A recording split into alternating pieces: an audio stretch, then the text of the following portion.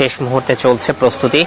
আমরা এই মুহূর্তে আছি চট্টগ্রাম সংসদীয় ৯ আসনের যে স্কুলটিতে, এই স্কুলটিতে মূলত প্রায় দুপুর নাগাদ যে নির্বাচনী যে সরঞ্জাম সেগুলো পৌঁছে গেছে এবং কোতোয়ালি এবং ডাবলমোরিং অর্থাৎ পাঠানতলী খান সাহেব যে সরকারি বালিকা বিদ্যালয়, সেখানে মূলত এই মুহূর্তে যে নির্বাচনের যে কক্ষগুলো আছে সেগুলো আসলে সাজসজ্জা চলছে।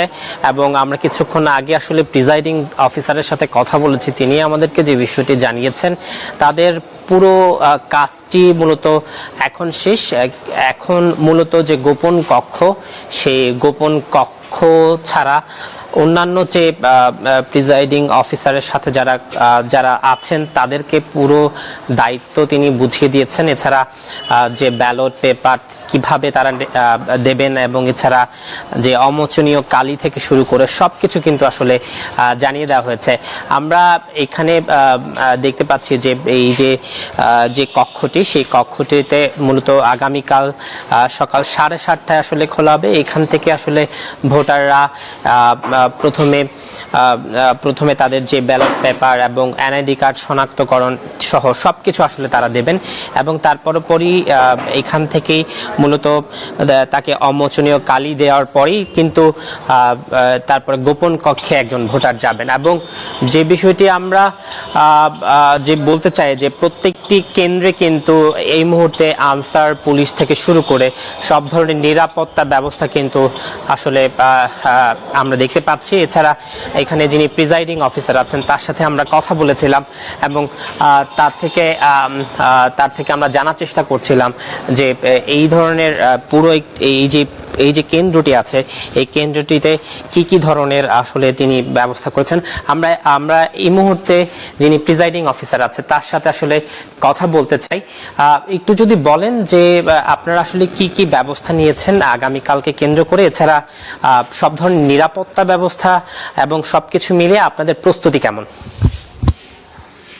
যে আমাদের প্রস্তুতি একদম খুব ভালো। আমরা সবকিছু মোটামুটি আমাদের কেন্দ্রে আমরা সঠিক সময় চলে এসেছি এবং কেন্দ্রে আমাদের কালকে ভোট সঠিক সময় শুরু করার জন্য সার্বিক প্রস্তুতি আমরা সম্পন্ন করেছি। এখানে আমাদের নিরাপত্তা আমাদের সাথে সার্বক্ষণিক আছে এবং বাইরে আমাদের টহল টিম, আমাদের স্ট্রাইকিং ফোর্স সবাই আমাদের সাথে যোগাযোগ করছে। আমরা সব ধরনের সহযোগিতা পাচ্ছি এবং আশা করি এখানে কোনো সমস্যা হবে না, সুন্দরভাবে আমরা নির্বাচন অনুষ্ঠিত করতে পারবো। একজন ভোটার আসলে তিনি আসলে প্রথম ধাপগুলো থেকে একদম শেষ ধাপ পর্যন্ত কিভাবে যাবেন একটু যদি বলেন। তাকে আমাদের এখানে যে নির্বাচন যে কেন্দ্রটা আছে এখন তারা অবশ্যই আপনার বিভিন্নভাবে তাদের যে ভোটার সম্বন্ধে তাদের কোন কেন্দ্রে আছে সেটা বিভিন্নভাবে তারা ইনফরমেশন পেতে পারে। তারা ওয়েবসাইটের মাধ্যমে পেতে পারে, আবার এখানে অথবা বিভিন্ন প্রার্থীদের এখানে বসবে, মানে ক্যাম্পিং বসবে, তারা সেখান থেকে তারা নির্বাচনের স্লিপ নিয়ে এখানে কেন্দ্রে চলে আসবে এবং হয়তো অনেকে ইতিমধ্যে জেনেও গিয়েছে অনেকের মাধ্যমে বিভিন্নভাবে যে এখানে তার ভোটার কেন্দ্র কোন জায়গা।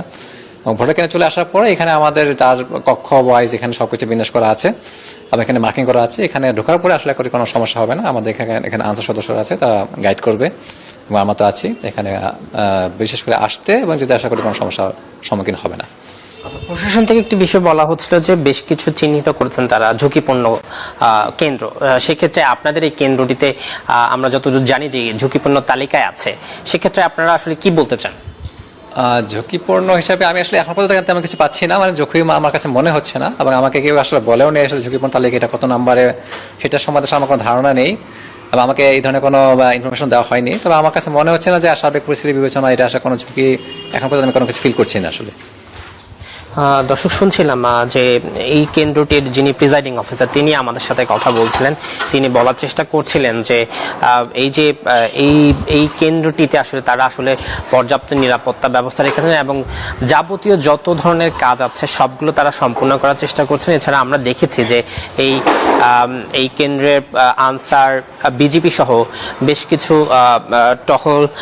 টহল টিম থেকে কিছুক্ষণ পরপরই তারা আসলে এক ধরনের মোহরার মতো করে তারা এখানে আসছিলেন এবং পরবর্তীতে তারা প্রত্যেকটি কক্ষ আসলে তারা দেখছিলেন এবং যা সব ধরনের নিরাপত্তা ব্যবস্থা তারা কিন্তু নিচ্ছিলেন। আমরা যতদূর শুনেছি যে পুলিশ কমিশনার থেকে শুরু করে তারা বিভিন্ন কেন্দ্র কিন্তু আজকে পর্যবেক্ষণ করেছেন এবং তারা বলার চেষ্টা করছেন ঝুঁকিপূর্ণ যেসব কেন্দ্রগুলো আছে সেইগুলোতে তারা আসলে বিশেষ ধরনের নিরাপত্তা তারা দেবেন। এছাড়া সেনাবাহিনী থেকে শুরু করে তারা কুইক রেসপন্সের জন্য তারা কিন্তু প্রত্যেকটি কেন্দ্রে কিছুক্ষণ পরপরই তারা কিন্তু টহল দেবেন। এছাড়া এই আসনটি খুবই গুরুত্বপূর্ণ একটি আসন এবং বলা হচ্ছিল যে এই আসনের বিএনপির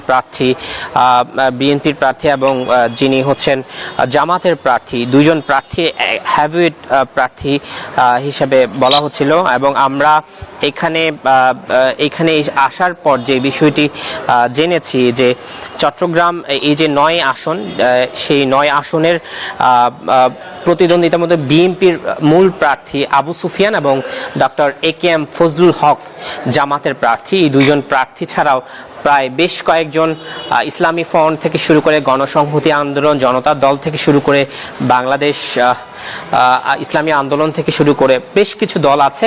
তবে এই সবচেয়ে এই যে এই কেন্দ্রটি ছাড়াও প্রায় 120টি কেন্দ্র কিন্তু আছে এই আসনটিতে। এছাড়া টোটাল যে ভোটার সংখ্যা প্রায় 41,063 জন এবং পুরুষ হচ্ছে 21,000 এবং তার মধ্যে নারী আছেন প্রায় 20,000-এর মতো।